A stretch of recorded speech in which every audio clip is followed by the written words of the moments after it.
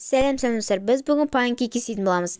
Алдымен панкейкке осындай сүт, жұмыртқа, қант, сосын сұйық май, оның және де қопсытқыш пен тұз керек.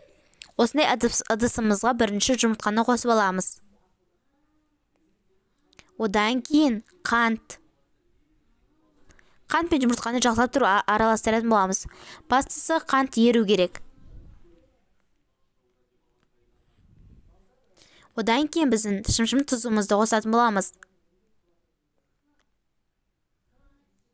Жақсылап араластырып болғаннан кейін осындай сұйық майды да қосатын боламыз.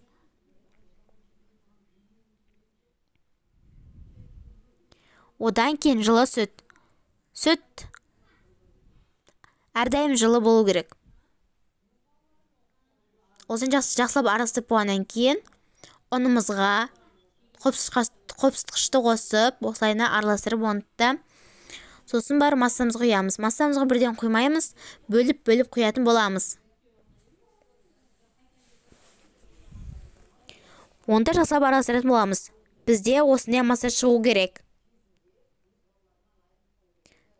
Бізге лайк басып тіркелуді және қоңырау белгісін басуды ұмытпаңыздар.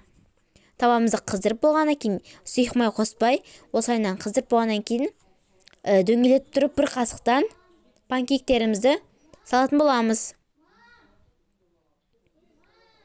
Осылайынан олар дәл осылайынан әдемі болып қызарып пісуі керек.